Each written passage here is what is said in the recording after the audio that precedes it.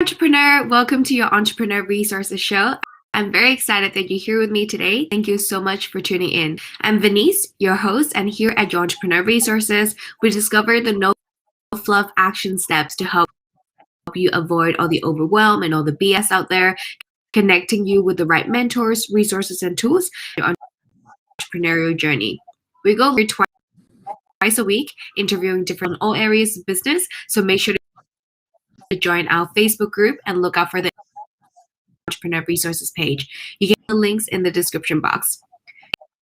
Today I have a very awesome special guest with me, Courtney Lutkus. Thank you so much for joining us today. Well, hi, and thank you for having me. I really appreciate being here. Yay, super excited. So Courtney is the founder of Simply Radiant Events, a Californian-based premier full-service special event planning and design company, being named best in the city for her event planning company, top 3 planners in Newport Beach and other events. Courtney and Simply Radiant Events are right now a planner and design in Orange County. So in this interview with Courtney, we're going to be talking about how to become wedding and event planners and pivoting into virtual events. I love this. Courtney's amazing, and I'm also an event planner, so I feel like we have so much to talk about. Could you please share a little bit more about your business and your journey with us? Yeah, of course. So for me, event planning is something I always wanted to do. And so I went to school, I went to college, and I said, how do I become an event planner? That's what I want to do. And so it's something that's always been embedded in me. And I started my journey in nonprofits, doing fundraising events. And then it was about 6 or 7 years ago that I finally said, I'm going to start my own company. I really want to dive in and be able to do more. And so that's when I started Simply Radiant Events, and I've focused on corporate events. I've done weddings and baby showers and bridal showers, birthday parties, you name it. And we build things and we create things and we try to make everything look beautiful for our clients. And so that's just kind of a little bit about how my journey's evolved over the years. That's so amazing. I love that. What do you think are some of the benefits of creating events? Because I know there's so many different types, and for entrepreneurs or small business thinking about becoming event planners, of creating, those experiences. Yeah, I mean, it's kind of funny is when I started doing events, you didn't really hear the phrase like creatives, like the creatives industry. And I feel like this is the best industry for creatives. That I feel like that's a buzzword now. And it gives you an opportunity to be creative. Oh my gosh, it gives you the opportunity to be creative and show your creativity to those around you. So you can, make someone's idea come to life. And that's what's really fun and amazing with it. People can be very over the top or they can be very simplistic, but just knowing you have the option to build and create this is just a lot of fun. Absolutely. I have loved creating events, and I'm sure you have a lot of amazing stories, but do you mind sharing 1 or 2 events that you have loved and, the highlights of your career? Yeah. My favorite one to date was the one I feel like I always talk about because it was just so much fun. I did a grand opening event for a car dealership, and they had a parking garage, and they wanted when people walked out into the parking garage to not realize it was a parking garage. So I turfed all the flooring in the whole parking garage. I put hedges around the whole thing, and I brought in a vintage trailer. We had like a fake campfire and someone playing music by the campfire. So it was supposed to look like a day, like a campy, beachy look. We brought in a shack that we built on site, and that was kind of our bar so people could walk up there, and we did s'mores. And to this day, it was my favorite one. They had an amazing budget that creativity was not a limitation on this one. And even at the last minute, they're like, we want more. Can you add this, this, this? And they wanted new elements inside too that they didn't originally plan on. And that one's definitely one of my favorites. And like on a little bit of a smaller scale, I also did a baby shower one time where they wanted a dinosaur theme. And so they wanted to tent the yard. People had shade. So we did, I did like wrapping the spirals of the poles with a bunch of greenery. So you couldn't really tell that it was the poles. It just looked like these vines. I had a like 10-foot dinosaur in the front yard with a giant egg with a baby dinosaur coming out of it. So when people pulled up, they knew they were at the right house. And a huge, again, hedge walls with leaves coming out of it. And then a painting that I had a student actually paint of all the like baby dinosaurs and stuff. Those are some of definitely my favorite and most creative events that I've been able to do. That's so, oh my gosh. I think the dinosaur event, love that for my birthday party. I feel like that's so creative. If an entrepreneur is listening right now and they're like, well, but they all sound like physical events, how have you, you know, coped with COVID and having to bring everything online? Like, how has it been for you? Yeah. So, you know, honestly, when COVID happened, I thought, you know what, I can take a pause. I'm okay, because we were very busy for a while there. And it was, you know, we had just passed the holidays before all this hit. But then, you know, a few months went by and a few more months went by and a few more months went by. And I went, oh no, like we're not going back in person for a while. Like I need to pivot. I need to figure out what I'm going to do. And a lot of people pivoted right away. A lot of people were on it. And I just kind of paused and I assessed the situation and I turned into doing virtual events at that point in time. But at first I was like, no, it'll come back. You know, I wasn't really rushing it at first. And so now I do a lot of virtuals for clients, and they were so grateful. I just sent out emails to a lot of people I've worked with and I said, if you need any support doing virtual events, let me know. And within a week, I already had a booking for a virtual event. And so that's actually how I end up pivoting for the time being, is getting into this virtual, kind of learning something completely new. And it's actually been a lot of fun. I've kind of turned into semi-DJ, you know, playing trivia and different things like that.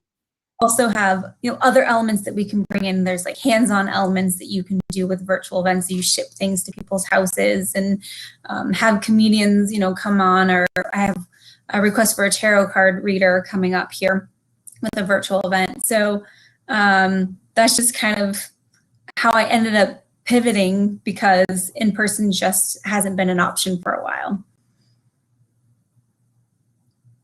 Mm-hmm. Yeah, I think it's amazing. It's a disguise in a sense, because you were so busy and it was time for you to kind of take a step back, and you had the opportunity to, you know, relax a little bit in ways. Some people, like you said, went straight into it. It was like, Yeah. yes, you know, pivot, gonna turn into virtual events, but you had the time to kind of reflect and, you know, take some time for yourself. And that, I think that's great for your business too. So if there are an entrepreneur now that's thinking, okay, so going to consider starting events, are some first steps that you think they would consider or they should be thinking about? Where events world is huge. So where should they focus? Where to start planning events? Yeah. So, I mean, there are so many different facets of events, and that's one thing that makes them fun and so amazing. So, I mean, you really have to think about your ideal client and what it is that you want to produce. When I first started out, I just was logistics and planning. And as things grew, people were like, can you make these centerpieces? Can you build this wall? Can you do this? Can you do that? And so then I ended up morphing into the design side of things too. So there are so many things that it could feel almost overwhelming at first, but think about what you know you're really good at and what you're passionate about. Are you really good at logistics and want to work on corporate events and just very streamlined events? Are you more of, I love weddings and I would be passionate about weddings and be there for the bride and be there for the groom and, you know, help them create and their vision and make it all come to life? Or do you want to do smaller, you know, social, personal events where you focus on, you know, the backyard parties? So for me, that's my recommendation for sure. Starting out is just find one avenue that you think would work really well for you and who you are, and then you easily grow from there. It's kind of funny because when I started out, I was like, you know what? I don't think I want to be a wedding planner. I don't think that's the right fit for me. But my first client who came to me was weddings. And then my second one was another wedding. And my third one was another wedding. And so it's like, well, apparently I'm doing weddings. And so that's actually how I fell into it, because that's what the market was telling me was needed. And so that's the direction I started in with my journey. And then I started adding the corporate events once I felt more comfortable that I could do larger and more in-depth events.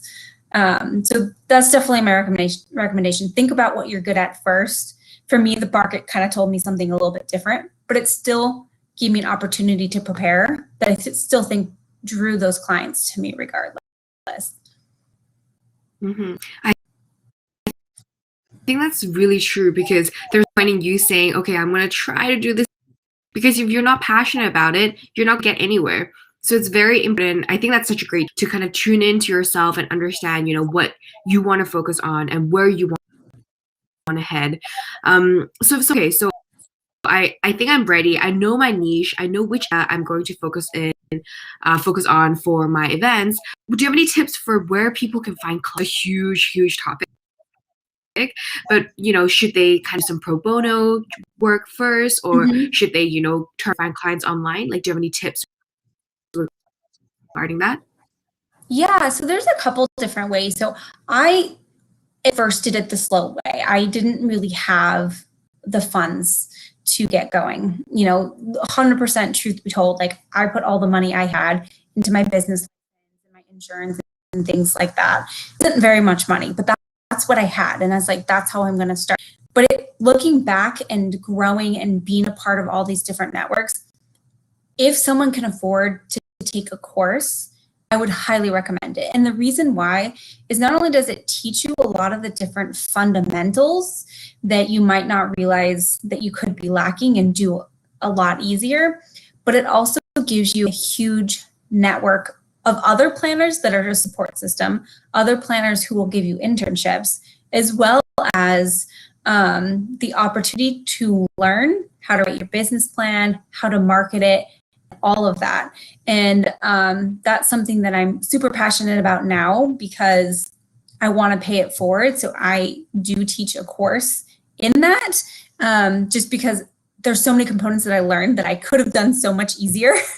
And so that's a great resource for people who want to really learn things right out the bat versus having to figure it out as they go, and start marketing themselves properly to get their first clients.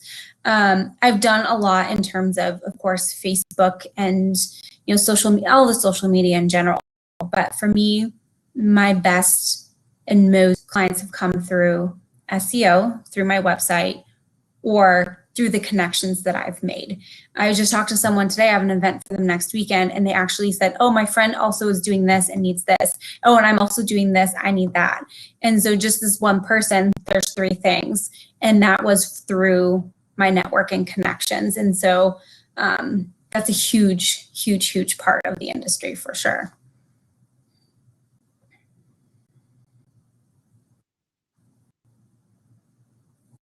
I think it's actually such a good point, because as an event organizer, for me, beginning, I thought, okay, I'm just gonna wing it, like go with guts, just gonna see things go. And then I've made so many mistakes. I spent a lot of money on the wrong things. I didn't plan, in advance. I didn't, count risks. And, on the day of the event, there's so many things could go wrong. And there's so many ways to kind of avoid that, but you wouldn't know unless you have had the experience, or you've had a mentor or a coach to kind of guide you through that. So I do think that's such a great point that you brought up. Thank you for sharing that. So let's shift a little bit towards virtual events. Let's talk a little bit more about that. If someone, either you're an event organizer, or you're an entrepreneur, or just someone that's just starting out fresh, if you were to start creating virtual events, do you have any tips or any first steps that you'd like to share with those people? Yeah, of course. Well, I've Also, of course, have a freebie that is linked below about the 5 tips that I recommend that I've learned that are the most key elements that you need when planning virtual events. But a lot of it really comes down to being prepared and understanding the platforms and what platforms you know, and being prepared. Like, all of my clients have different platforms. Some are Google, some are Zoom, some are virtual Ballroom. So you have to know those and be comfortable with them in order to be able to provide the services that you need for your clients. So just I've spent hours just kind of playing around, even calling up friends saying, okay, are you willing to hang out on Google Meet real quick with me so I can play around with the settings so I can learn them, because I didn't know them. I've always done everything in Zoom and Teams. So that was new for me. And so I was like, okay, if I do this, can you see this screen? If I do this, can you hear this? Can you do that? So a lot of it is just making sure just to learn it. It's something new, just learn the platform, and that will set you up on the right steps to be able to start doing virtual events. Mm-hmm. And I know there's so many summits and so many online conferences and all these different virtual experiences these days. And it honestly can be overwhelming for people that are thinking about joining. You turn on Facebook and then you see a million ads about this virtual event. Do you have any tips as to how to kind of stand out from the crowd if you were to host? Yeah, definitely. Your virtual events in the end are all about attendees. So you have to think about what is it in there for me, meaning the client themselves. So if you were in their positions, what would you want to hear? What would you want to learn? What would you like to see? And that's what's really important, is that you really target it to those that are a part of it. I have a 3-day free summit coming up for one of my clients, and theirs is all about entrepreneurs hitting their first $10,000 monthly going forward. So $10,000 monthly. So they call themselves the 10K to freedom. And so our summit is composed of 6 people a day, all about getting out of hustle, about getting their systems in place and then growing. So it's very targeted to someone who's going to say, yes, I am a new entrepreneur and I want to make $10,000 a month and I need to learn it. So it's very streamlined and marketed for that client, and they know what they get out of the event when they sign up for it. Because you're right, it's so flooded right now, virtual events, which is a hindrance as well as an opportunity. It's an opportunity because you can talk to people all around the world like we're doing right now, but it's a hindrance because a lot more noise. So you got to be able to catch the right person's attention of what it is that is in it for them. Yeah, I think that's super important. Do you recommend people to experiment with ads as well? Because I know ads are can be pretty powerful, but sometimes if you don't know what you're doing, you can end up spending and really convert. So do you recommend people kind of play around with that as well when it comes to marketing their? You know what? That's actually something new to me that I am still playing with myself, to be honest with you. I actually just did my first ad recently just to kind of start playing with it. But that is actually one of the speakers that I have coming on in a couple weeks to talk about that and how to properly do ads. So I'm going to learn myself in this summit. But they're extremely powerful when done right. But I personally haven't dove into that. Mm-hmm. And I think it's great because, for you have had, so like you said, you get the referrals. And that is so powerful, more than marketing platform or channels. Because, if you're on Facebook, I can do this for you. It doesn't really say much. Like, hey, you want an event? I know someone fantastic. And that's a complete different story. So I guess, like, putting together amazing you're good at, right? Yeah. Yeah. And, it's about, starting with those so they can say, so people can see your work. People already know you. You're going to meet people at the event anyhow. And you can say, yes, I did part of this event, and they might even refer you.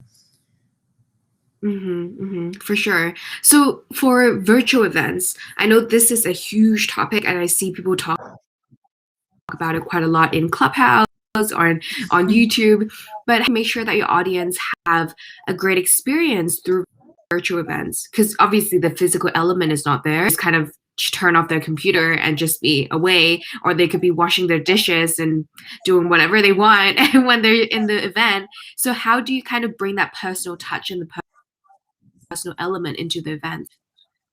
Yeah, so I think there's a couple of different ways that you can do it, and each event that I've done actually has taken a different shape of all of these. So one is definitely have an opportunity for a happy hour. So like the event I have coming up, everyone's pre-recorded in terms of the event itself. So we have everything that's ready to go. But we are having all the speakers come together with a happy hour. So then everyone can get all of their questions answered and, be able to connect and, come back and have an opportunity to chat with the person. So that's one way, is being able to be interactive. Another way too, which you don't see very often, which I've done, is people get a goodie bag of some sort that you actually mail to them. I've seen it where it's virtual goodie bags where it's like 10% off here. I don't really find those very beneficial. I usually scan really quick and it's like, it's not what I want. But like I've sent out planners and lipsticks and different things like an actual personal thing that they would have gotten if they've went to a personal event, which I think is a really fun thing that you don't see very often. Also, if you do an interactive event, so a cooking demonstration, decorating donuts, a mixologist can come in and, I've had it where it's like everyone submit their favorite drink, and then the mixologist is going to pick one, and whichever persons they pick, that person gets a prize. So you're going to want to come, you're going to want to, be interactive with it. Another way too is to have, there's a ballroom space that you can use where you're literally avatars. So you're walking around a space no differently good in person, but you're a virtual avatar, and you can walk up to someone and click on call now and literally talk to them just like we're talking right now. You can see people behind you. So you're like, oh, I want to talk to that person. You can add them to the conversation. So that gives you more of that personal element doing that. And there was another thing I was seeing. There was one other thing I was seeing that we did. Oh, also is bingo. Play, like, especially if it's a long day or a multiple day, you can have people play bingo, like get everybody's freebies for the day. Comment on our Facebook group, your favorite tip of the day. Did you do this? Did you do that? So it makes them more interactive and want to attend and take from it. So then they win a prize. If, all the people who turn in the bingo, somebody will be selected and they could possibly win a prize, which might be entry to a program or, really awesome goodie bag or whatever it may be that would be a good fit for the client. Those are some ideas off the top of my head, at least. No, that's so amazing. You dropped so many great nuggets there. That one tips. And when I reflect back on summits and virtual events that I've joined, I feel like they really do make a difference, because I have been in events where there have been bingo cards. I've been in events where there are, virtual simulation where you're walking around and chatting with different people. And those really add that personal touch. So I think they're such great tips. Thank you so much for sharing those. Speaking about the virtual ballroom, do you have any tips regarding any tools or software that you think people can check out virtual events, be more personal and more memorable? Yeah, so the virtual ballroom is actually a space that you can rent out. It's called the E3 experience, and it's actually something that you can rent out and use for your events. It has an option for video screens, and people can all sit down and watch the screen together. There's booths in there as well, so you can walk up and see the different booths. So that's a really good platform for a virtual space as well. Mm-hmm. Do you use Zoom as well for your event? Definitely. Or Google Meet? Yes, for sure. Yeah. Zoom, Google Meet, Teams, all of those, depending upon, for me, a lot of my clients are corporate clients, so they have their preference they use with the team. So understanding and knowing what platform they want to use, because that's going to be the platform you need to know. Mm-hmm. I think that brings up that, such a great point, because at the end of the day, it's all about the client and the audience that come into the event. So understanding what they're looking for is definitely key to a successful event or virtual event, right? Thank you. Like I'm Definitely. just quite mind blown right now, because I think events are, it sounds quite easy, but it's actually very complicated. But you don't have to make it complicated either. There's so many different software and technology these days just kind of streamline everything and make things easier for you. So it's very much about embracing those new technologies, but also understanding your audience and the people that would be attending the event, and just putting everything together. So talking to you every single time, I learned so much. So thank you so much for coming onto the show. Do you mind sharing a little bit more about the special gift you have for us? I know you mentioned about it earlier, but yeah, where can people find it, and what is it all about? Yeah, so I have linked, I have a freebie that is just my top 5 tips for hosting a virtual event. So just go to the link and you'll be able to download it and see kind of the tips that I have. It talks about your background. And again, like I said, knowing your technology and things like that. So it's a good starting point to really know, like, okay, going into this, like, what are the things I should be focusing my time on? And that's a really good starting point for you. More can learn those too, but it's a great basis to know any virtual event of how to start. Yeah, amazing. So make sure to find it in the description box down below and check it out. And before I let you go, do you mind sharing a little bit more about you and where people can get you? Yeah, of course. So anybody, of course, is willing and able to reach out to me via email. You can just reach out to hello@sreventplanning.com.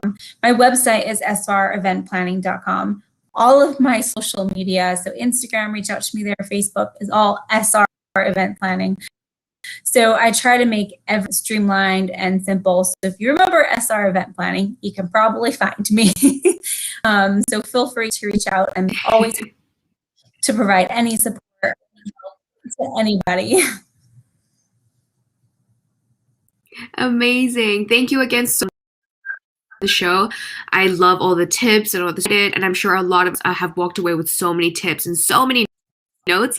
But for entrepreneurs that's listening right now, in case you want to get our show notes, which I'll in the description box down below. We have our live interviews, so make sure to stay tuned and join our community. Thank you so much for being here. Thank you everyone for tuning in. I'll chat with you very soon, and have a great